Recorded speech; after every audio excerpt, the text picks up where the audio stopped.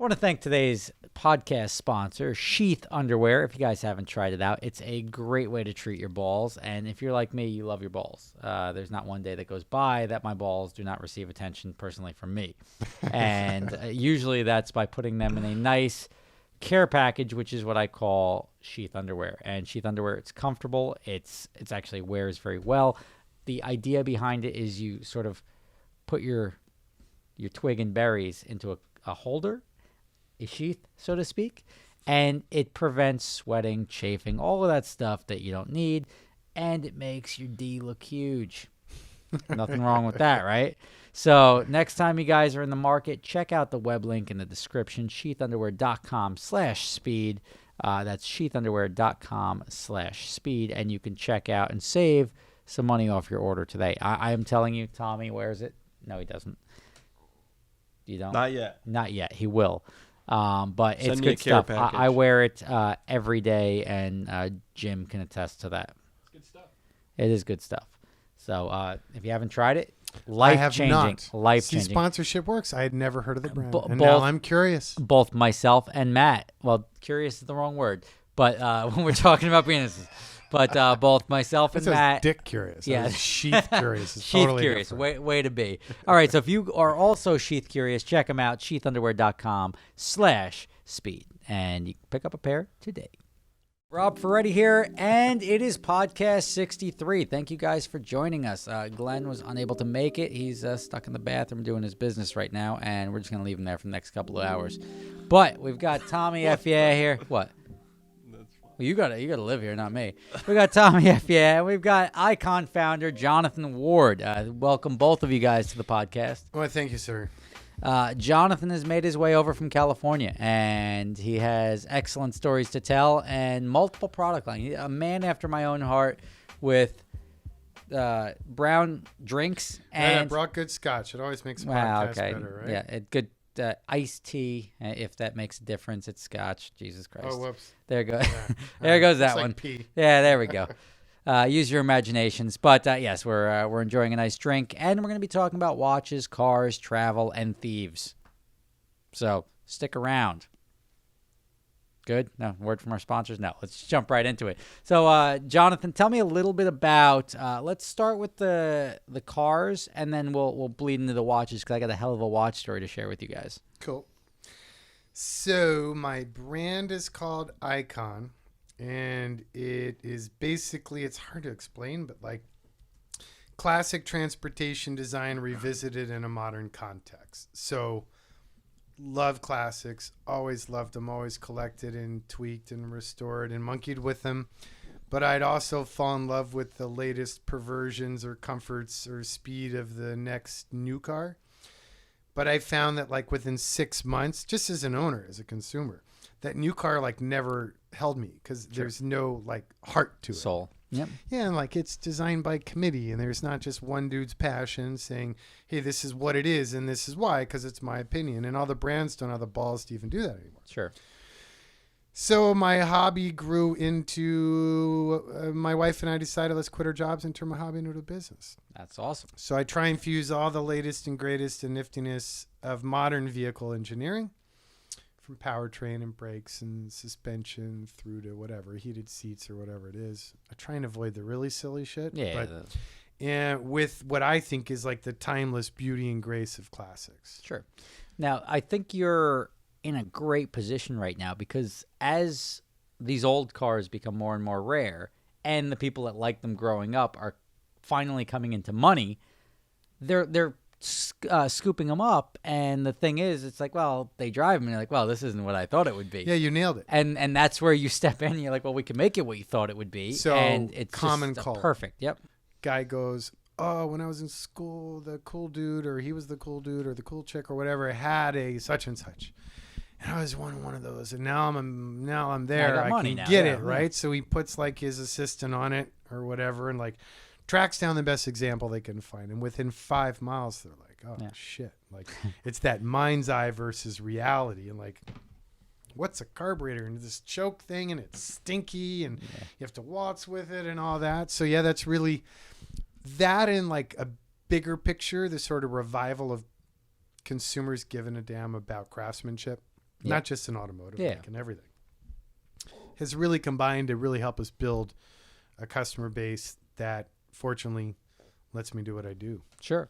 It's funny. I have a Toyota Supra, which is modified. Which year? At 98 Killer. with 19,000 miles on it. Black 6-speed. It's the car. It's No, like, remember I sold that.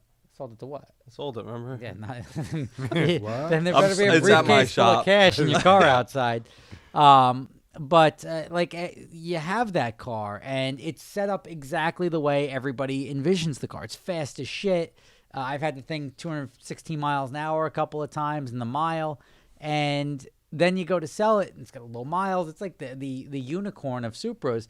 Everyone's like, oh, well, if it was stock. I'm like, have you ever driven a stock Supra? They suck. They're like 290 horsepower or something like that. When people think of Supras, they think of like these big horsepower, like highway monsters smoking Ferraris. Yeah. And no. and then you're pretending like you want to get a stock car. You get a stock car, and I knew a guy who did. Within 6 months, he's yeah, putting the BPU carrot on and then it, stepping it up and yeah. then building it to what in his head the car should be. And you're sort of saving the legwork and the here. You know what? You could dance around for a little bit to get to this point, or I can just put this right in front of you and you tell me what you think. We realized, like, when we started doing it, we already had another brand called TLC that's on its 22nd year, which was all just sales, service, parts, restoration for vintage Land Cruisers.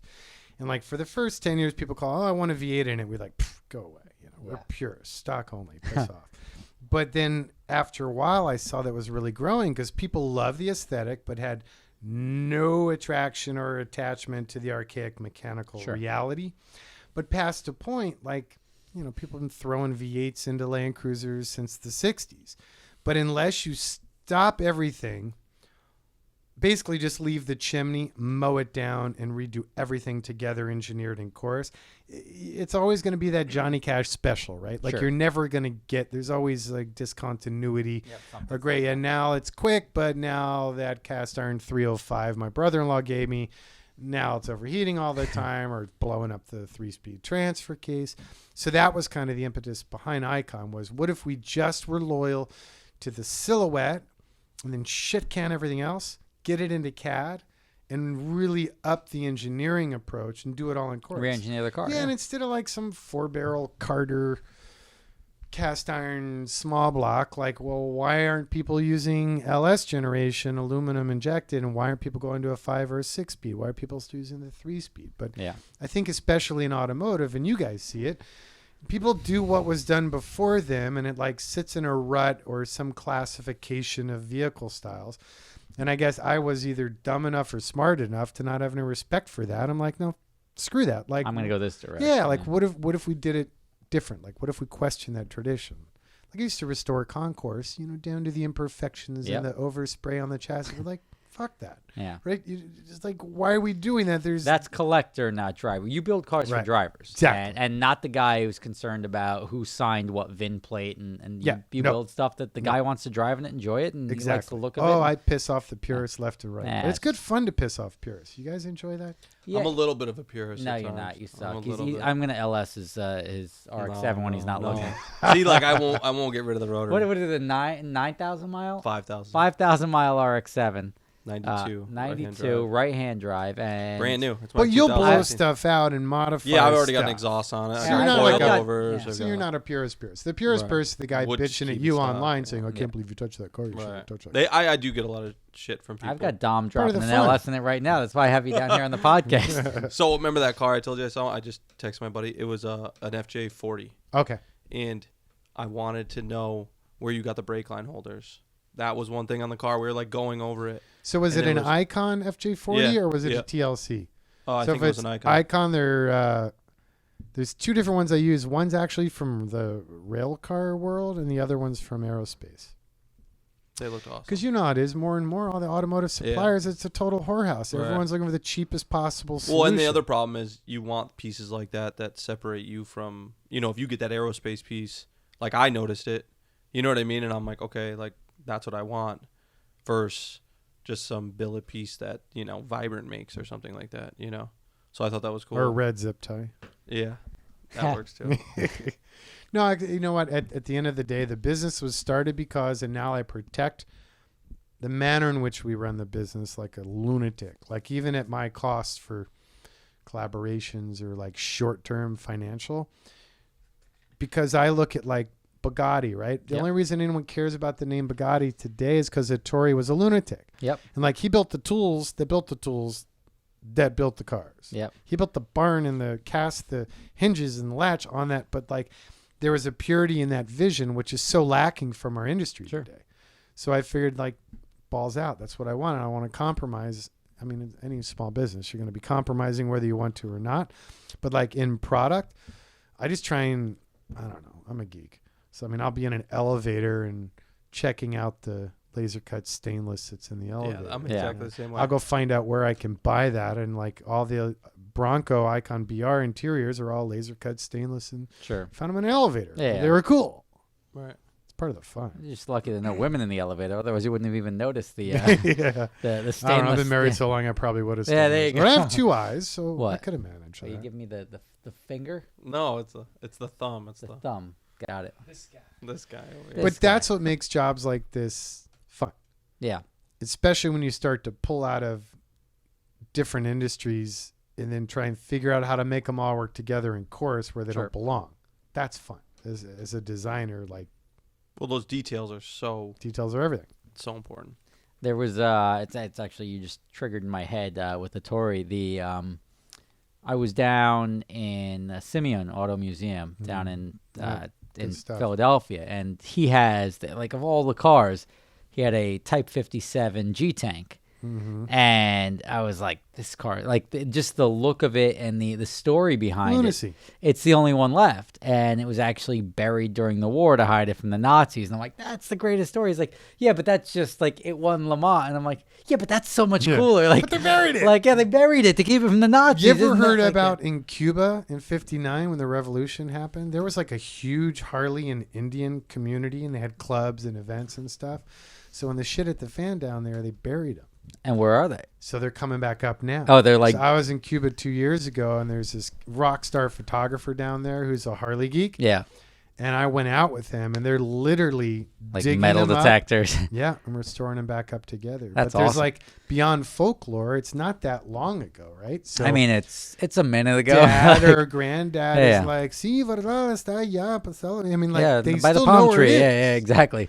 I They still found got the a- shovel. I found an Aston Martin DB24 race spec motor, one of two, sitting in a garage in like an hour and a half out of Havana. Granted, it had like a Russian Volga 4-banger diesel in it and all sorts of other like MacGyvered fixes to keep it on the Cuba, road. yeah, just to keep it running. But No. still, Too bad they didn't get a shipment of LSs. I mean, those I know, guys right? like Cuba Yeah, would be the right. most I feel reliable bad for 'em. place. Yeah, exactly. but I Most was, rel- you know, with the friends I made there, we were actually, everyone's focused on, oh, we got to get the cars out of Cuba. There'd be such a market. But the reality is, I yeah, mean, they're shit. Yeah, They're they're. shit. They're fiberglass and duct tape. It's cool to go look at, but Right, they and are part they of are the glued mystique. back The together. business is, I think, the exact opposite. Some, like in the U.S., especially out west. Send clean ones out there. Yeah, like 4-door. Yeah. Who gives a damn a 53 Bel Air 4-door? You can pick up like nice OE drivers for like $6,000. They're pulling strong money over there. yeah, So just saying. I think that's a better business. yeah. I mean, we're allowed to go like visit. I don't know. The commerce thing hasn't really opened up yet. In Cuba, passed a federal law where you're not allowed to export any vehicle 59 or newer. So that's Or the other newer, okay, challenge for yeah. the people that are trying to get them out of there. Sure. But they're all screwed up. But it's so cool. Yeah, it's When cool to. I was thinking about even going down there to just see it. So I went down there and my backpack weighed 110 pounds and it was full of like fuses, like old school glass busman fuses and relays and tire patch kits and soldering irons and solder and stuff. So it was killer, like Yeah. just all around town. That's how I'd ingratiate myself with the local car culture, like handing them out. Yeah, It was good fun. nice. Yeah, That got me way deep in the culture. Oh That well, was yeah, killer. exactly. You're the drug dealer Oh, right there. yeah, You got Santa everything. Claus, Yeah. baby. Yeah. I've got or I had a 48 Buick Special my grandfather gave me, and that was like the Dick Tracy car. It looks so cool, Killer car. but the worst thing to drive on the road. Yeah. And like I remember the only time I drove it, I always drove it like at 2 a.m. So there's as few cars on the road as possible. Headlights were terrible. It took like any little bump in the road, which was just like an expansion joint. You're shuddering, and it's like, holy shit. But I see the appeal in what you do as far as like if that was at all usable, I would have been all about keeping it. So have you seen the 48 Buick Super Convertible that we built? I didn't. So it's nuts. So I got to go look that So up. okay, production models. We have our version that we launched the brand. I did the design work for the prototypes that led to the production FJ Cruiser for Toyota. After I built those 3 running and driving prototypes and I saw the direction Toyota's Calty design team was taking it, I went back to Mr. Toyota and the board at Toyota and said, hey, I got this idea for a new brand. Are we cool? You gonna sue my ass? Are we cool? And I already owned all their trademarks. Sure. So got Toyota's blessing. Started with the FJ40, and then over time we have 4 body styles in the FJ, 3 of which are historically accurate. One we pulled out of the clear blue sky. Then we have the Ford Bronco based on the 66 to 76 Bronco, or 77 technically.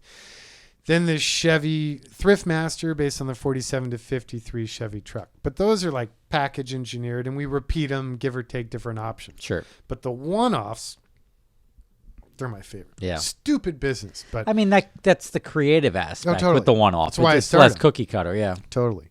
Because, I mean, once they go into production, it starts to actually maybe be a feasible, reasonable business. Sure. But, like, I love the discovery of the one-off and all the engineering. But point of this story, Derelicts and Reformers are the 2 styles of one-off. So the Reformers are concourse as new, looking original, hiding all the complete re-engineering we've done. The Derelicts, we leave the patina and the barn find. I don't bullshit the patina. Well, I do occasionally if there's like a big rust wart.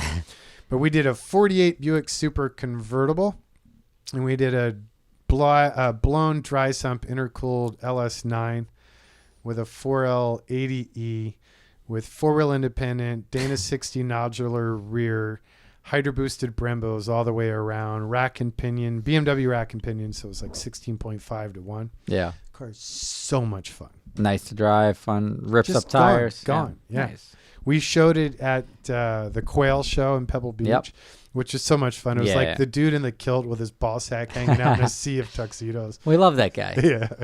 Like, I've been there. Even I get uncomfortable. I'm like, I'm not white enough to be here. It's like Pebble Beach is one of those places that it's such a scene. And Tommy, you wouldn't. Tommy's not into it. You wouldn't. Couldn't go. Yeah, you'd have to I be a dig waiter. it. Wouldn't let me in. Yeah. Every 4 years or so, I'll go. And it's super fun. It's just because it's...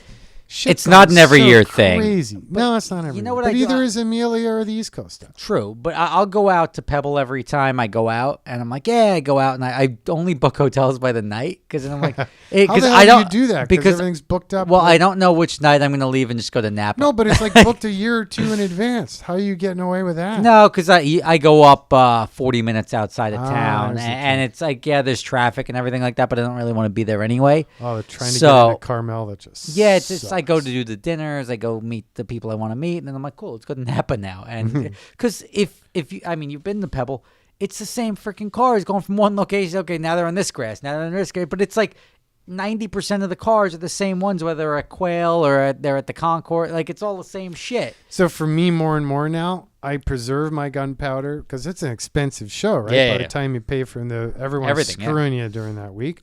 So I save that money, and I've started to do international shows Okay. instead. That's fun. Sure. Because that keeps you excited. Because Yeah. you're seeing shit you've Different, never... yeah. Dude, I went to, what's it called? I forget the name, but in Essen, Germany last year for their Okay. big-ass classic car show.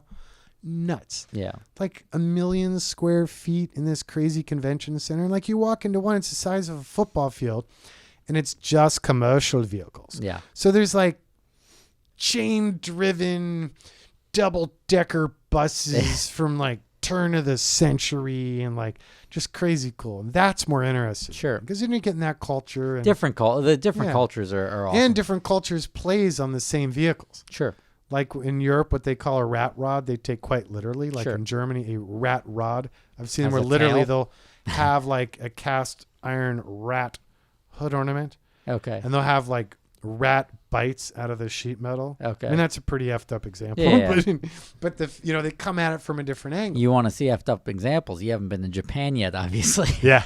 Like a Lambo is a canvas for a crackhead. There's in an ass in for every Japan, seat, yeah. my friend. But No, they that's get what's pretty so wild cool out about there. our culture, I think.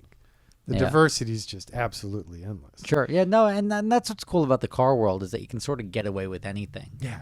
And I don't know. It's just one of those things that I enjoy SEMA. SEMA's the show that's just everybody out to have a good time, really. And Yeah, but again, you play Rockstar, you come in, you kiss the baby, shake the Yep. hand, and you bail. Yeah. So you're there for 2 or 3 days. yeah, I mean, Yeah, I don't that's go for the actual fun. show. My ass is stuck there In the the booth? weekend Yeah. before, set up and shoots the whole week of the show. Then the weekend after, which is actually the most fun with Optima, the top. Yep. top. Oh, do you do Street the car supercar challenge? The Yeah, I've done it supercar every shootout. year for 5 years. I went there, It and was such a great crew. Farrah and I went the same year to the Ultimate Supercar Shootout, and I came in like third to last. Farrah came in dead last. So like I'm never competitive, but because Well- I'm showing up in like $500,000 client rides. Like I spent Yeah. 3 years building it. I Sure. do not want to be the guy. So yeah, wait, like what even is no that? matter how Screws that much up. Goldberg is shouting at me, I'm not gonna Yeah, like exactly. He put it into the tries. wall. How do you get in that, and what is that? So the ultimate streetcar shootout Oh, it's a is street car. it's a streetcar, and they So like my cars could go on it. yeah, they do trials across the country, and whoever wins, those are the competitive people, the people that win the regional stuff. Oh. They get their cars displayed at SEMA, and then they race after SEMA, and then at SEMA, they pick another yeah, round of Optimum their has favorites. like On you Optima- come because your car is cool, yours is cool. You're like, and they weren't expecting to do it with like me and Matt. They brought us in advance. We shipped our cars out there. Good team at Optima. Good people. Yeah, great guys. Yep. We're entering a car in this year that I either need to like take my panties off and really drive it, or I Yep. need to talk my client into getting out there and beating on it. Yeah. So they have a new EV class. And Okay. we've started building EVs in our one-off. Oh no. So we're doing a 49 Merc Coupe, original paint, unchopped. Well, if it's original paint, of course. Anyway. Yeah. But with full array Tesla 100S batteries, twin AMR thermally managed, batteries are thermally managed. Is where 800 foot-pounds of torque, no transmission, carbon Kevlar donkey dick of a drive shaft. Yeah. So that car is 0 to like 110 is our RPM spread with no shift points. Yeah. It's just going to be lunatic. It's Scary quick. I fast. drove the Model 3 today, and it's not even the ludicrous car, and it was like, wow, this is pretty quick. It Yeah. just gets up and goes. So what we're seeing more and more is guys are going, okay, yeah, I dig my Tesla, but like my neighbor's wife has one, Yeah. and like now pretty they boring. want If something you look at them next to each other- differentiating now that the tech is proven, Sure. which is good fun. So Sure. we're starting to do more. This is our third EV build, but this is the first one that's like steps above what the industry's doing. The last two are pretty conservative. Now, business-wise, do you scoop up the like a salvage chassis to build off of for the Teslas, or do you just buy a new rolling chassis from Tesla? So if Elon would give me technical support, I just go buy a brand new car and gut it. Okay. The problem is culturally as a brand, they're so worried about the liabilities that anytime anyone has tried to like buy a wrecked Do one or a anything, new yeah. one and repurpose it, they get blacklisted. Problem with Tesla is blacklisted means seriously blacklisted. Like you can't buy parts, you can't get EEPROM updates, you can't get any of that. None of it. Hold on one second. We're going to take a quick break. Who's at the door? It's probably my driver because it's been an hour. Oh, got it. I'll keep the meter running Got for it. another hour. No, we won't be another hour, but It'll be another 25 minutes. Yeah, I was like, what the hell is that? But he couldn't hear anything. No, I heard a nick, nick, nick, and I was like, oh, someone hit the tape. Look at And this. he pointed at me. Look at that not skill. cool. What do you like? You watch a weird fucking porn, homie. Is this on Facebook? This girl's using a hula hoop with a pregnant stomach. I was like, the FBI doesn't knock, do they? Yeah, right. We're all going down. Where the fuck was I? Oh, good. The We were EV. talking about the EVs, Tesla. Elon Yeah, Musk. oh, Tesla, yeah. So if we Do you want to fade for a break? Did you actually want to put a break in there? Because otherwise I'll cut around that. You want me to just cut? You can cut around it, yeah. yeah, just keep just rolling. keep Here, I'll give a segue. Yeah, give another segue for me. So we're talking about Pun Teslas. intended, or was that not intended? Segue. No, I'm just gonna yeah. restart that last thought. Yeah, Jimbo let's. doesn't get it. So you had a good experience working with Tesla, or they just sort of shut you out? So I developed a crazy idea. Like when I'm designing something, let's say if it's from the 40s and the design language is right, and I can't get into the OEM's archives to see like what was the original rendering before the focus group fucked it up or the pencil pushers watered it down, I'll just pick my favorite industrial designer of that era and like try and put myself in his shoes. So like we're doing a original Superbird, and we took a new Hellcat and a Superbird and we're mashing them up. Sure. But then all the trim and design, like 70 Superbird's kind of crap, right? Sure. It's cardboard and dielectric stamped and plastic. So Mies van der Rohe in 70 was rocking the world in furniture, consumer goods, architecture, but he never did anything in trans. So I'll create that bullshit theoretical of what if Van der Rohe had been on the design team, and that's like a fun way to attack it. Sure. So I had this stupid idea, like I love streamlined moderne and Art Nouveau, like late 30s. So I came up with a stack of stupid theoreticals that like, what if Buckminster Fuller and Gordon Burig had sat down and got drunk with Howard Hughes right before Howard went batshit, and they were to pencil sketch on a napkin the car that would get Howard that Hollywood hottie he couldn't score yet. What would that car look like? So like, if streamlined moderne is a design language, it continued to develop and not get stopped short as it did by the Depression and by World War II. Like, what would that have looked like? Sure. And if it hadn't been for the invention of the starter, what if electric had continued to be dominant in transportation over internal combustion? So like, there's all these stupid ideas, like what would that look like? So I developed that vehicle just in renderings and stuff. And I designed it to fit on a Tesla platform, like wheelbase and track width. So it got to Elon, and his engineering team wrote the coolest letter. I have it framed in the shop, and it's like Peanut Butter and Chocolate was the title. Yeah. And it was his core engineer group saying, dude, we're in, like, support this idiot.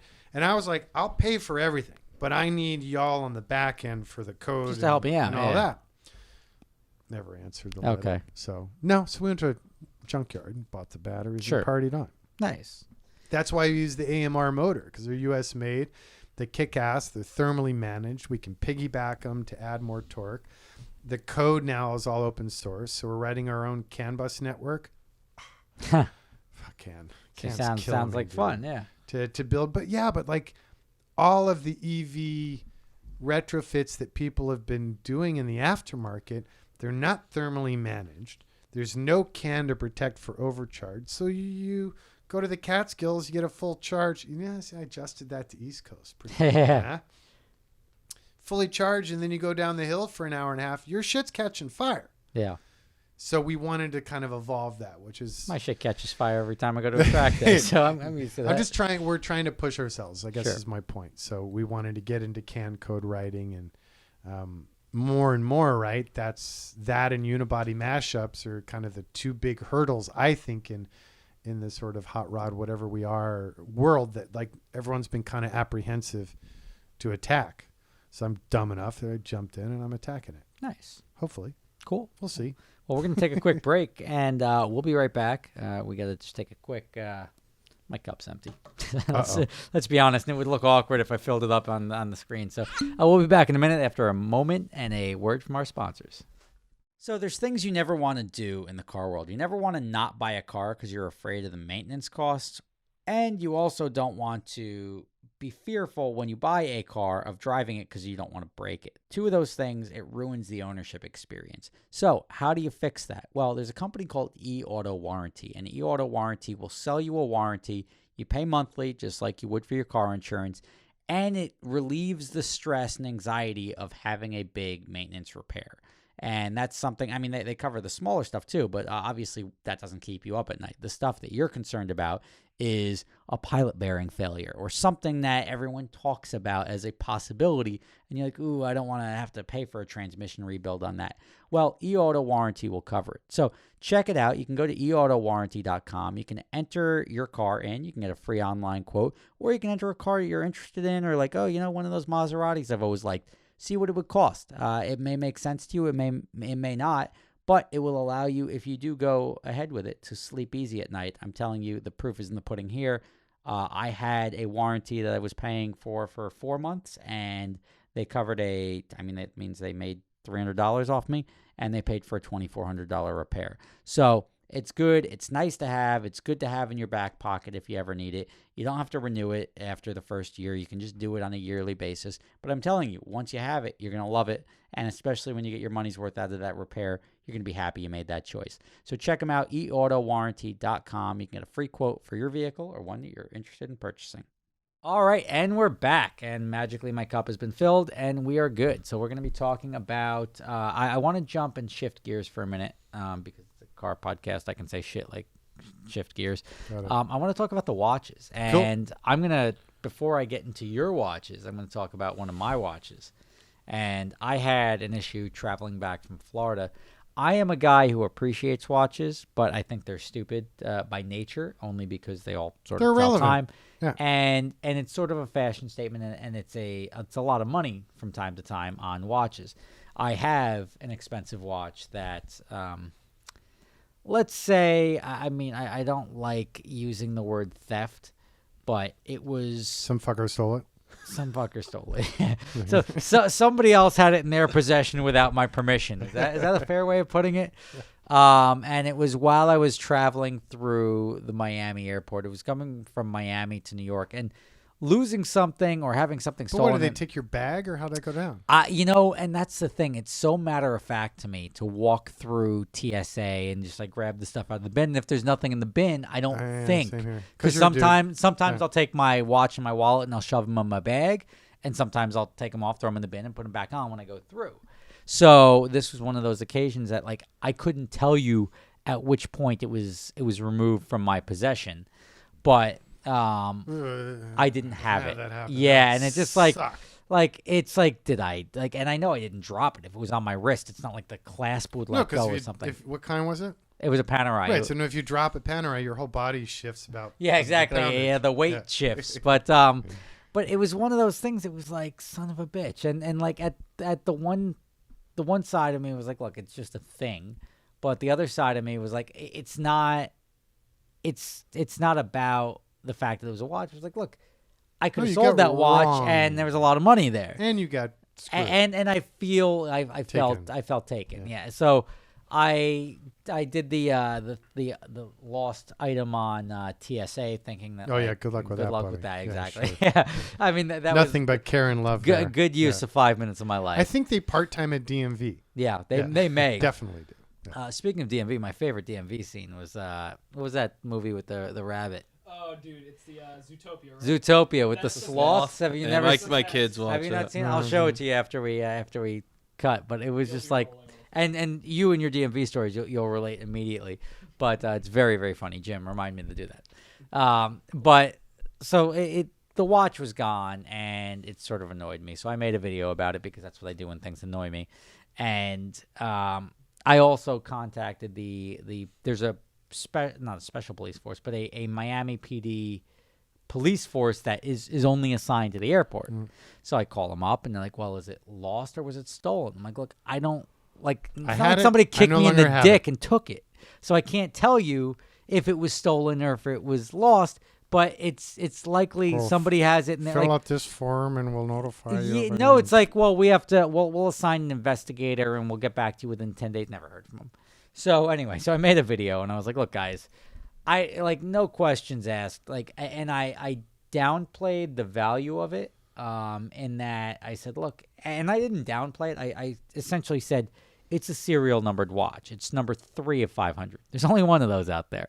And if you try to service it, if you try to do anything, it's not worth anything to you. You're not going to get rid of the case, the casing on the watch. You're not gonna sell the movement or anything like that. You're gonna sell the watch. Grind it down like a block number, I guess. Yeah, but then it's not gonna have zero value anyway because everyone's gonna assume it's fake or they're gonna know it's stolen because you grind it off the you grind it off the VIN number. So it was like, look, it's not worth anything to anybody, and if anything, you're gonna get yourself in trouble for having it. So you can either throw it in the ocean, that doesn't get you anywhere, or no questions asked, I will pay somebody $1,000 for returning my watch to me. And somebody like some guy, and the internet is awesome. But I'm interested in the story of you getting it back. That like cringy, awkward moment when did they mail it or? Well, I'll get to that. Yeah. So the internet can be like awful, and there was some. What do they call him? Cockhead A or King Cockhead, whatever he was. Schmuck. Some guy decided to like take because there's 500 pieces of this watch. So they took a photo of the same watch, and they made a Craigslist ad out of Miami, and they're like, "Yo, that's sick. Anyone want to buy this watch for $7,000?" And it's number 3 of 500, and then it's too easy. Like the world doesn't work like that. Yeah. It's not that easy. But everybody on the planet, because there's $1,000 bounty on the line, was dropping me like, I'm blowing up my shit. Like, am I the first? Am I the first? You'll never get a real. Dude, you're like the lead. 150th, and I'm like, guys, if you're smart enough to be able to at least find the local Craigslist ad, you're probably smart enough to do a reverse image search on the photo and realize it's from somebody else's ad. And then it's not my watch, but they were not, unfortunately. So I got bombarded. Never overestimate the intelligence of our fellow men. Well, no, I mean they'll come through though too. That was what I was about to say. Is like my audience is like individually they're capable of certain things, but collectively they can sort of do anything, Master anywhere, Alliance, anytime. Yep.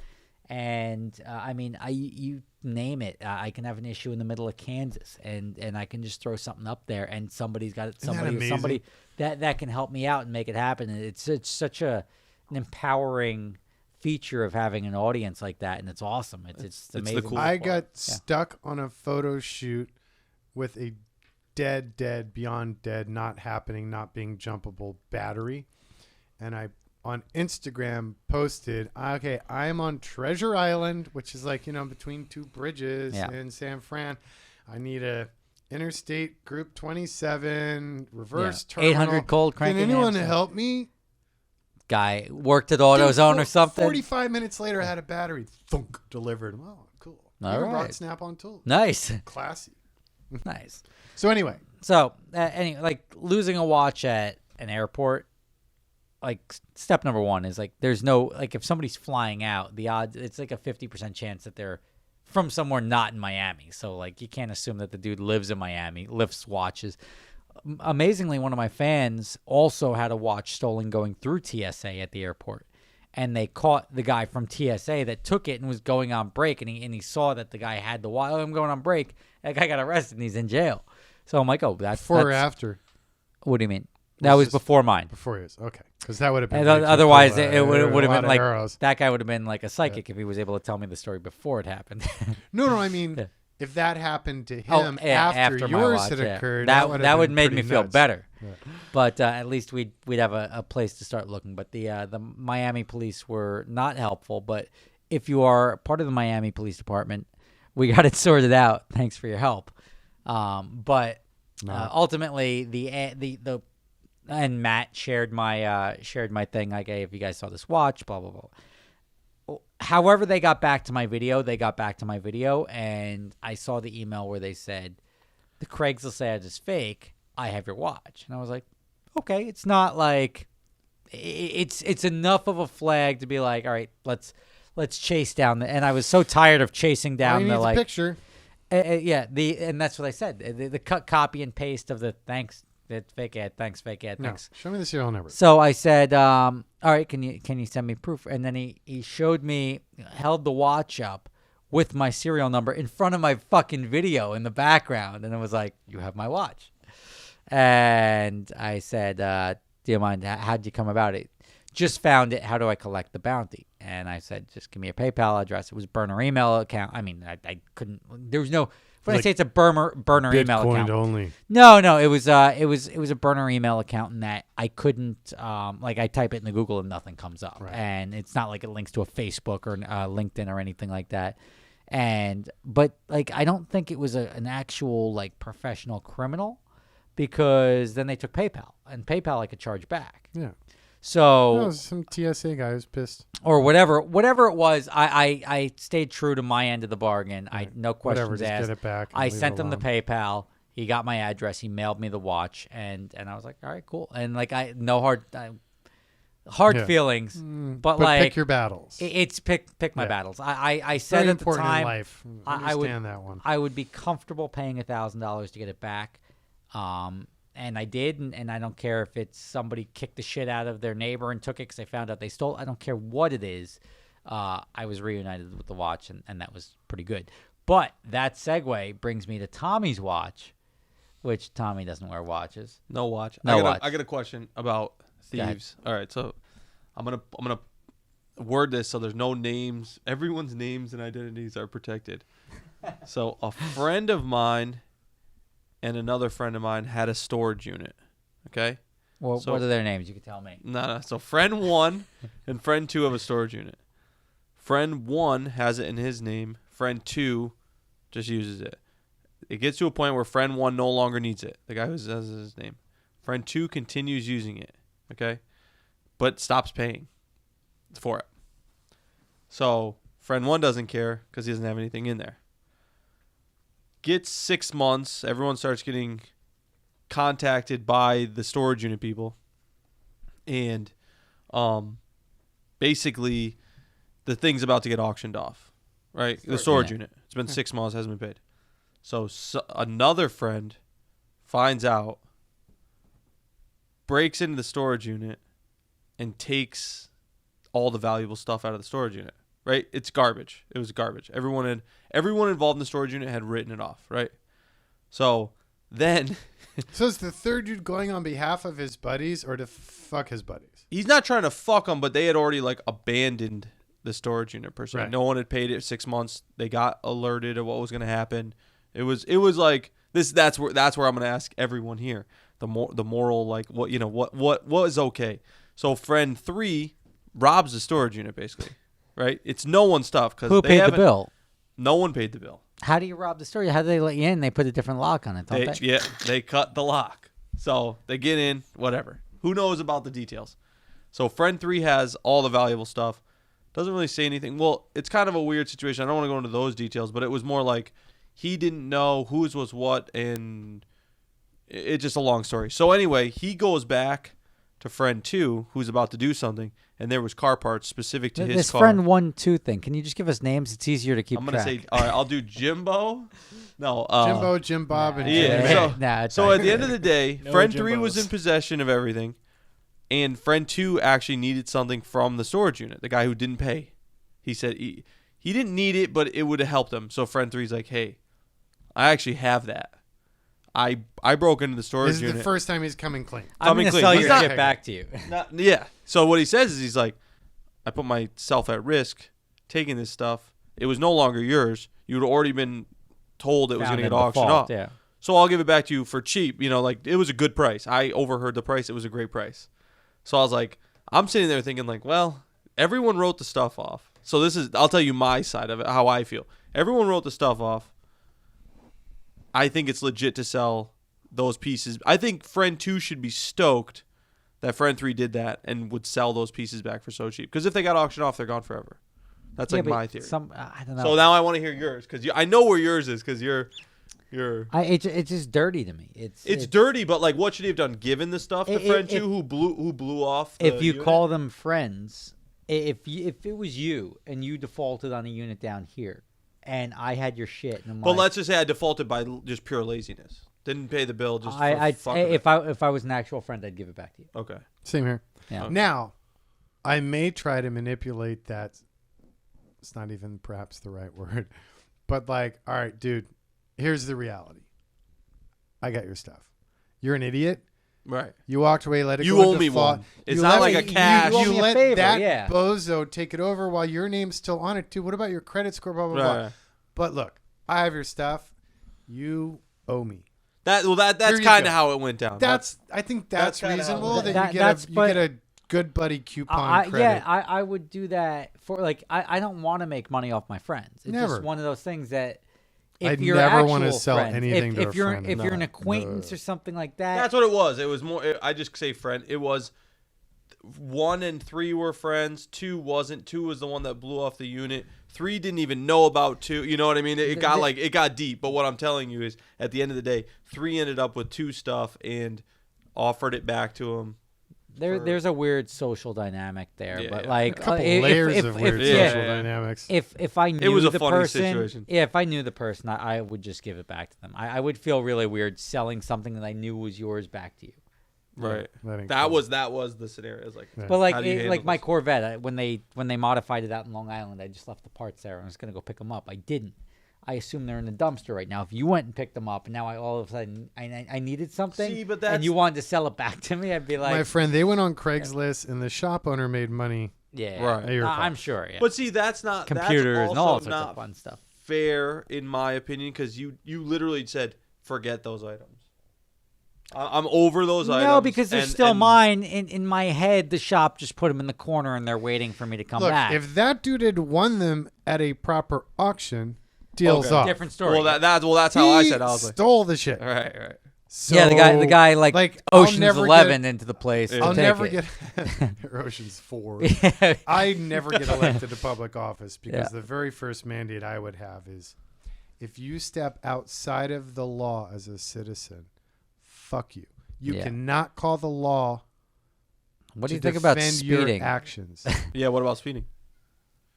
Now there's No, like but that's stupid. Nah, So like crime. come on. So you're I'm saying, saying like, like crime. victim Okay. crime. Friend of mine's E36. He's in Yeah. the gym. Big Nobody yoked likes up that, dude. yeah. Okay, he looks out the window of the gym and sees a dude, asses and ankles, out the fucking window while he's ripping his dash apart, stealing his audio. My friend goes down there, grabs the dude by the ankles, better than the ass. and extracts him from said vehicle. Yeah. On the way out, the guy's jaw gets broken, blows out all his teeth. Total shit show. The police come. My friend Gets arrested. gets arrested. My friend got sued and ended up owing the prick who was stealing his stuff like $250,000. Yep. To me, that is so wrong. I so agree. you're breaking the law. You can't Th- call. there- 'cause there's, look, yeah. that's like singing your speed and out. Yeah. Okay. So what? You're doing. Your dog poops where you're it's doing not a supposed buck to. Not 90 yeah. in your 640, and you hit a speed bump and you lose control and you sue the city because there was a speed bump. Yeah. Come on. I get it. No, and I agree with you. That's No, I like that. I went to school pre-law, and the first couple supposed of to be a lawyer, yeah, too. and once this sort of shit started shaking out, where it didn't like follow logic But any it wasn't longer, about logic or law or protecting then I mankind said, or "Fuck this! people's I don't rights." want to be part of this. Like I don't want to be on I that think it's side of the so coin." disgusting, man. Yeah. I was an expert witness in a case involving a guy who died, and the vehicle that he died in, I have long, like decades of experience in, and they hired me to come in as an expert on it. I went to review the vehicle, and 2 minutes in, I'm like, "Yep, that power steering conversion." We have a policy at our shop. My Don't do it, managers yeah. know.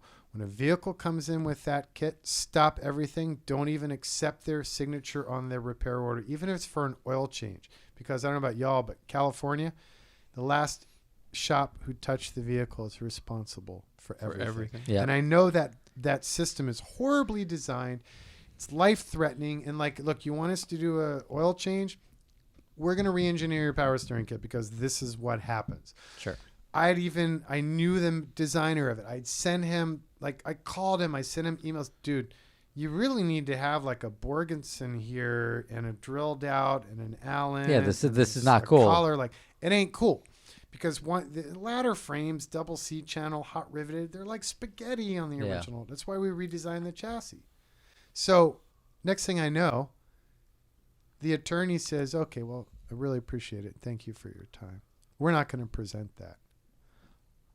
I'm like, dude, I couldn't have given you a bigger smoking gun. But that's the other side needed to hire you. He goes, no. You're not helping our case. He goes, no, you know what? We're going after BF Goodrich and Toyota. They have super big policies. They'll just pay this off to keep it from going into court. That guy, yeah, I agree with you. He's responsible. He's liable. But he has like a tiny shopkeeper policies. We're not going to go after him. Yeah. And I was like, this is why I'm not a lawyer. Yep. I So went. uncool. I felt that's so tough. dirty. I was an expert witness for guy drinking and driving like his 11th time, driving a Ferrari. Ferrari got impounded. They ended up confiscating it and selling it off. And he didn't sue because they weren't entitled to sell it off. He didn't sue for anything other than he was found guilty of a DUI, all of that stuff. But after he got arrested and they impounded the car, he sued for the loss of use, the loss of enjoyment of having his car being returned to him Fucking until he humans. was found guilty. Come on. Did he win? And he won. He won like 6 figures That's disgusting. on a car that was worth $80,000. And all I was there for was to testify as to what the cost of renting said car would have been for that duration of time, which I testified to. And the judge said I was probably the best expert witness they've ever had, which made me feel pretty good. That's podcast style right there.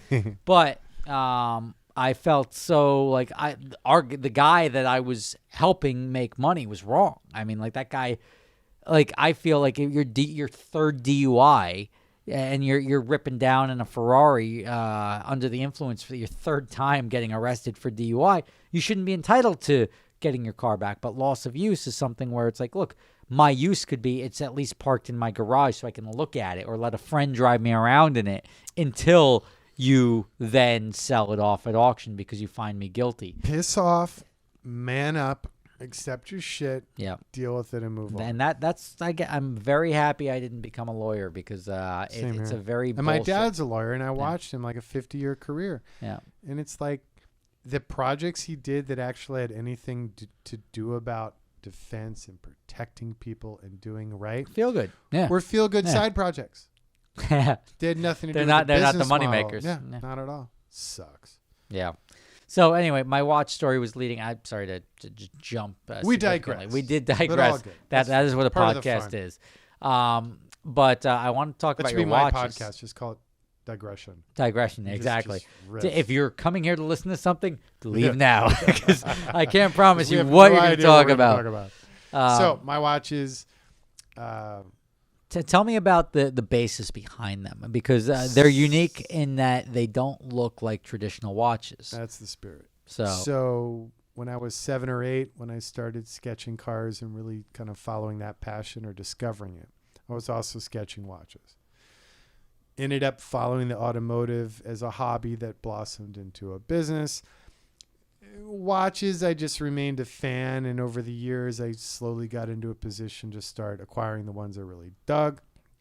And then one of the watch designs I always dug is Jump Hour. So it's like a digital read, popular starting in the 20s, and they kind of faded away by the 60s or so, but like super cool. So I got familiar with the Duesenberg SJs, and like the first 200 cars or so at what was called a drum style tachometer. It was just super legible, super clean, really simple. And the first time I saw one, I'm like, that will make a killer Jump Hour. Jimbo's going to put this up on the screen, right? Of course. Of course, So- I'll put it up on the screen. You know, as like even probably you when you were at Pebble as a watch guy and a car guy, you know, you're looking in some of these crazy cars and you just the damn clock on the dash, you're like, dang, that's cool. Like that'll make a great watch. Yeah. Versus you see what like these modern watch brands are doing in their collaborative marketing experiences with car companies. And it's like, it's marketing veneer. It's bullshit. Like, Yeah. There's so much, it could go so much deeper. So when I decided to actually make a go, I literally just wanted to make one for myself, but the dudes who are capable of that and We have went to to make the 50, Basel yeah. show in Switzerland and Yeah. like sat down with like Sven Anderson's a guy who's got the right movement. I'm like, all right, here's my sketches of my idea. He's like, yeah, it's nice. Yeah, that'll be like 80 grand. So it's like, oh shit. So that's not going to For how many? Yeah, What for if I get one. 10? Yeah. Yeah. So then it got me thinking, well, what about 50? You know, so That combined with I was starting to work with Autodesk and switching CAD platforms. And I have proper engineers on staff, but they offered me personally a tutor, which helps my ability to communicate even with my own engineers. Sure. But instead of doing a car part, I was like, So I seized that opportunity to do all the CAD development for the watch. And it was supposed to be a simple side project. Sure. As I tell people on my team, it'll be easy. Yeah. No one believes Nothing's that ever anymore. easy. Never, ever, ever. Nothing worth doing is easy. It unfortunately. it seems easy and it should Yeah, be easy, but it ain't. But it never is. So 3 years later, I finally finished the damn thing. And I had it made in Switzerland, but it's inspired by the Duesenberg SJ speedometer and tachometer.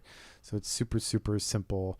And I'm a goober. So like I designed everything about it except for the movement. Uses a Dupree-Dupras so it can be serviced globally. Sure. But the case, the crown, even the damn crystal and the case back, the typeface, the bezel, even the damn band, like one of my big hobbies is leathercraft. Band, So yeah. they weren't getting it. So I made the prototype myself and sent it to Switzerland. Sure. I want it like that. So yeah, we just launched it. We're doing a run of 50. I have like 14 or Serial 13 number? of them left. Yes, sir. Serial Good. number. That's To good. protect you from And if TSA somebody and airport loses, crossing. if somebody loses it, they can reach out to you and you will mark it Yeah. as So yeah, it's been other than taking 3 years and a lot more capital, it's been super exciting. And my plan is to continue annually to do a short run release.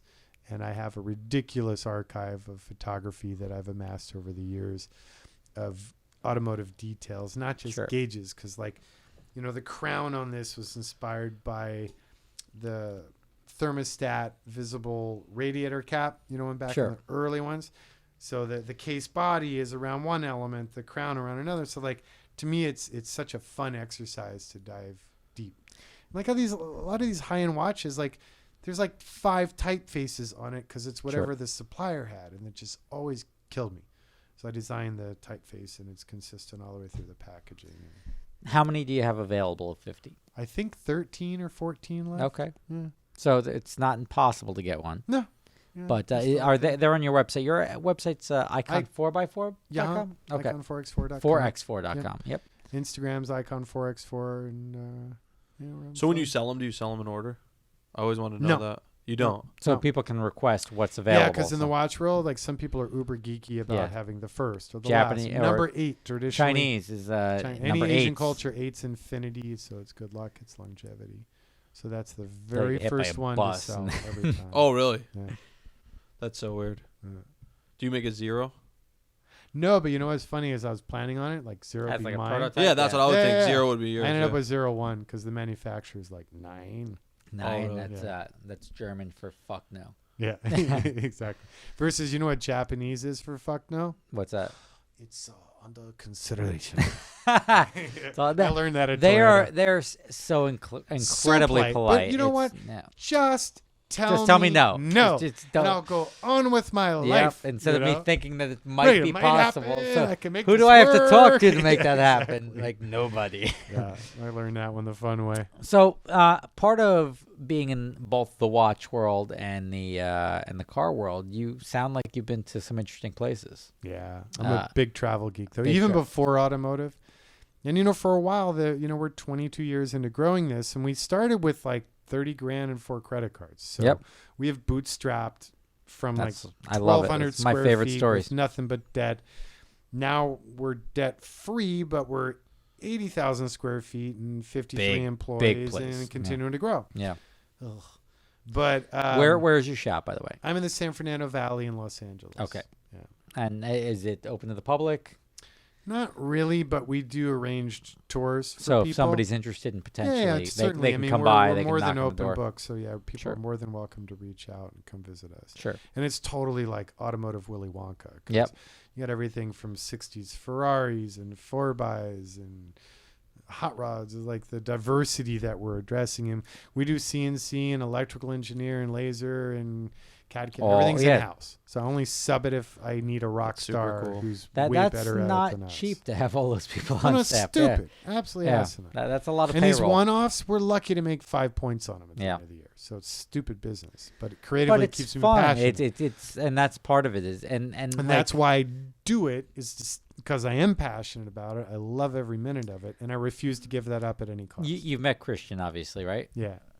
Christian and Horatio were talking about? Horatio Yeah, as well, but like Christian is one of those guys that I feel like could be a billionaire if he wanted to. Yeah. He just likes cars. Right. And like us, like the amount of brain power it takes to make enough for us to live and like do what we enjoy, like we could be so wealthy doing virtually anything else. Dude, if I had not quit my real job, now What I'm was your totally real job? unemployable. I was in the entertainment industry. I was an actor for many years. Okay. Yeah. Well, you I think you did the better play actually because Oh, yeah. acting is a tough grind out there. For many reasons, but I was at the point where I was like teeny bopper magazine famous, not like remotely famous. Nice. Like, wouldn't go to the mall on a Saturday, let's say, but otherwise Sure. I kind of have my privacy. But I had this stalker that got super weird. I've got a Ended guy up carry concealed gotta- for 2 years. and even stuff. Like, what am I today, doing? I got a missed call from this person even today, and we're going on 16 years. on. Never once answered the phone. You Never once Still still in ya. calls. You see, I've got people that Like you're in my leak phone as number. blank stalker, like My number's been protecting leaked. your privacy. The best thing I've ever found is You know answer the you. phone. If you answer the phone and talk to them, they'll stop. I swear to God. No, It's happened every Like, time I've had somebody remember, leak This my guy number. wanted more than No, an I'm sure in answered that call. scenario. I don't think. Remember the person to kill list in Billy Yeah, Madison. that's like, Rob's on that. like yeah. No, I this just- guy totally weirded me out. And it made me stop and go, wait a minute, what am I doing? Yeah. Like, I had enough of reputation that I had more and more creative control. Yep. And the stuff I'd be super passionate about would come out and it would suck. Yeah. And the stuff that I thought that would suck would, like, live on and, be aired here. It's still being aired today. And it's Sure. like, oh, no. So between that and the stalker, I was like, what am I doing? Yeah. Like, if the end goal is to be famous and I know for sure I do not want that lifestyle, what am I doing? And my wife was an overpaid babysitter managing rock stars. Sure. And it sucked too. So we quit. Literally, like, we were in South Africa on vacation. We came back and said, fuck it. Let's quit. Let's Nah, start over again. Yeah, I think my goal was to not need a business card, and I've reached to that point where like a business card only gets me in trouble because somebody calls me up and It's then a good point. I like- hardly ever use my cards anymore. Yeah, because it's like they're calling you up to ask about like, hey, can I get a discount on wheels? It's like no, like just call my like, why are you calling me? Especially yeah. since you called me. Yeah. No. Exactly. But and no, it I just- mean, for me, traveling is a key part of the I experience. love it. Yeah. Where's your And where have keeping you my not head been? clear. Where have you not been that you want to go? Oh, tons. I mean, I haven't been to Japan at all yet. Okay. I've been to 47 countries. In the last year alone, I've been through Morocco and France and Turkey and Germany and Switzerland. You Yeah. just don't speed in Switzerland. Oh my God, no. Or France or Italy. And if you're gonna Well, go, Italy, they don't give a shit. Italy, okay, no, you're Italy so is wrong. like speed Okay, okay. limits and like it's like wait, what the fuck? Like, no. I guess it's cool. No. Perfect example. The sort of the preconceptions of French versus Italian cultures. So, dear friend of mine in Milan, we have a four-banger Volkswagen Renovan, and we're traveling with some friends, and we're traveling from France to Italy, and then we get in Italy, we go visit my buddy, and he's like, "Well, here, take this." I'm to drive. I'm like, all right. In northern Italy, so like love it. Yeah, on the autostrada. And my friend's like, okay, be careful. There's a speed traps. Speed And he's cameras, like, yeah. He's like telling me how to spot. I'm like, okay. Off I go. So we get home, and like a month after I get home, Like 20 tickets. I start getting tickets from France. I'm like, oh shit. I should have done a deal with my buddies before the trip. Like, I'll drive, but we're pulling Yeah, any on tickets the we're paying. tickets, like Yeah, they're communal. No. So I probably got like 3,000 euros in tickets from France. Like, well, that sucks. that's like, nothing. I paid them off. We're good. It's been a year. I am still getting tickets from Italy. Really? Typical We- Italians are we- like, we'll get to it. We Like, did a big trip. Like I've had a couple of trips to Italy. One of them, the rental car was in my friend's name, and it was one of those Wise things. move. We were in Bologna. I rented an R8 V10 Spider to go up to Stelvio Pass, which is northern Italy. Mm-hmm. So we drove up to Stelvio Pass, drove Stelvio Pass 6 times, came back down, returned the car in Bologna. So the entire day was consumed, and we had dinner again in Bologna. And Santa Agata, Modena, wherever we were. And then we had to go to Rome because we had a morning flight the next day. So that we were all exhausted, and the guy's like, "I'm gonna stay up. I got you. We're not gonna go to sleep." And of course, they're both passed out in fucking 5 minutes. So I'm like, "Fuck this!" Like, and I know there's speed cameras. I keep seeing flashes like every time I'm driving along, but I'm like, "Fuck!" I'm like falling asleep at the wheel. I'm on like Red Bull and espressos. And I'm just plowing through. He's never won. I mean, maybe he's gonna get stopped by Interpol next time he goes through. Yeah. But like, God not forbid he one, tries to rent another car in Europe. not one ticket. And we did I have a company called Adventure Drives, and we do this like bucket list travel trips. And last year we did Munich back to Munich, through Switzerland, Austria, Italy, and people got tickets in Austria. People got tickets in Switzerland. Only one guy got a ticket in Italy, Really? and we were like, Italy I seems must like have made such some a new friends there. That a sucked. lawless land of like nobody gives a shit. But Dude, I got so many tickets. Not even funny. Switzerland is where you do not Switzerland. want to take. Well, so here we were in Switzerland, and So what do you make per year? yeah, well, no, it's not even that. So three of the people, they like made a wrong turn. They went through a tunnel, and the tunnel's like, I don't know, like 60 miles long, whatever. It's like 10 kilometers long. So like, oh, so they have these like carve outs in the tunnels for like turnarounds or like pulling over for an emergency. So they did the U-turn in it. They come out and there's a cop like stopping them, and they're like, all right. So like the one person stopped and the other two were like, hey, how are you? Like, nice to see you, American. Like, and they kept driving. So the one girl who was actually the one who just called me a little while ago, she essentially had to follow them to the police station, and she got a ticket for doing a U-turn, 3,300 or 3,000 Swiss When francs. there is a damn turnaround. Yeah, there's a turn, but it's not meant for U-turns. So you're talking 3,000 Swiss francs, which was $3,300 US. It's not like rupees where it's like, yeah, that's like $6. Yeah, no. It's So, serious money. but it didn't stop there. She's like, who are the other guys? Like, she's like, I don't know.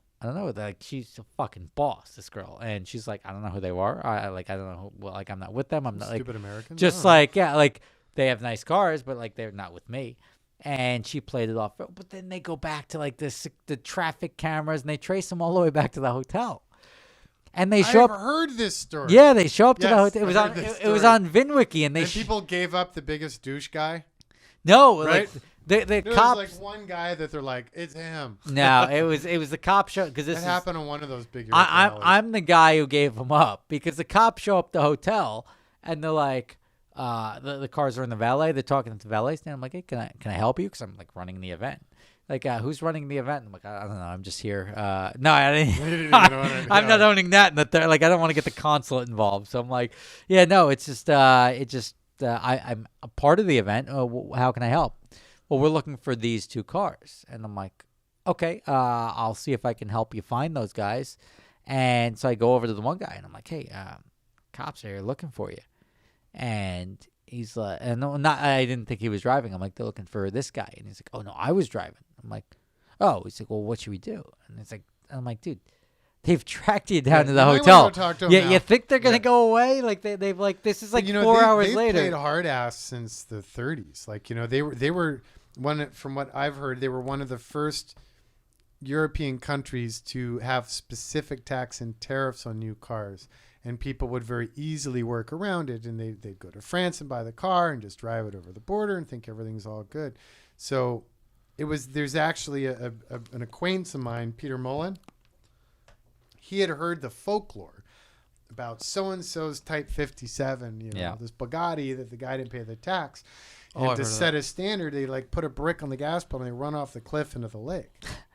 So Peter funded the research mission to go with sonar and shit, find Find the the car, car. I heard and of dredge this. up. And Peter has the car now in his museum. Sure. Super cool. But it's not the only car in the bottom of that lake, is Yeah. the point of my story. But if you're a Swiss national, your ticket is based on your income. Yep.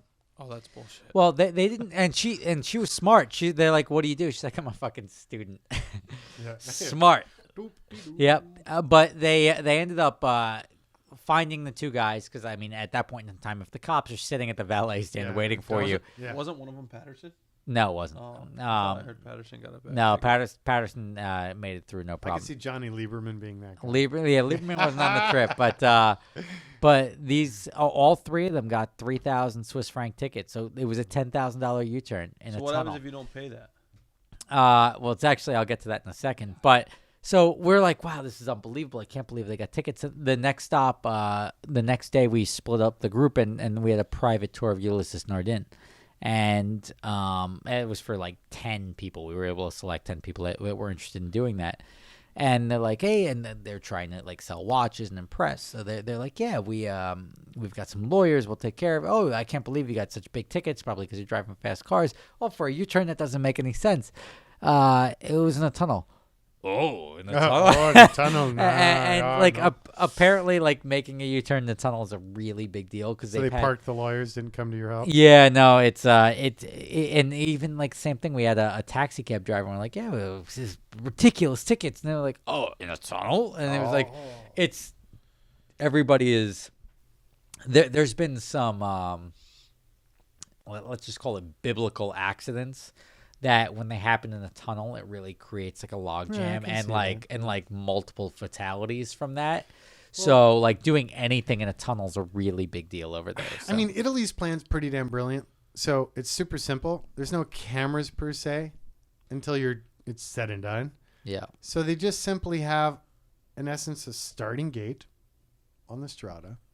And then X number of kilometers later, there's another little subtle overhang thing. And it's mathematical.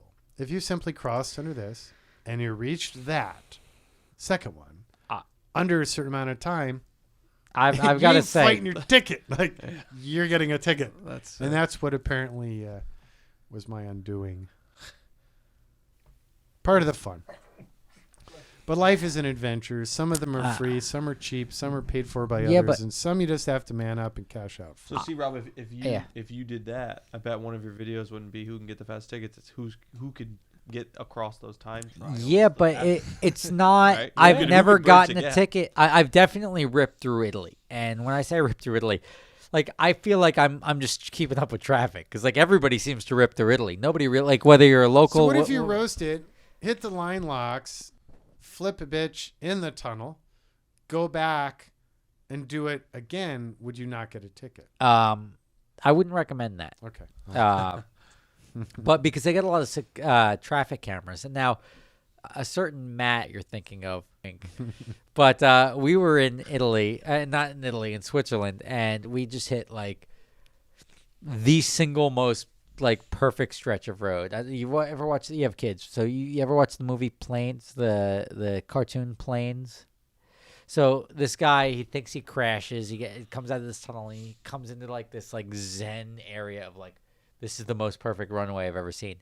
We hit that. I was driving a 458 Spider at the time. Matt was in an M6, and we're like, oh, it's fucking on. 3 honks. We ripped to like 190 miles an hour. We slow down to do it again because it was like a super close race. And as we slow down to do it again, right through a traffic camera, and we do it again, and we're like, holy shit. So like I was like, all right, nobody will know if I post this video where it was. So I post this video, last words. but like I post this video, and they're like, I can't believe you're doing that in Switzerland. I'm like, how the fuck do you know it's Switzerland? Like, it's like, so ultimately I like ripped the video down like day one, and I'm like, all right, like I don't need to. But you never got a ticket or anything. Never got a ticket or anything, but like that, like, I mean, what, like 8 times the speed limit is. I've seen tickets in Switzerland for 3 kilometers over, 5 kilometers over. And thank God I only got the tickets for the VW van when I was driving it.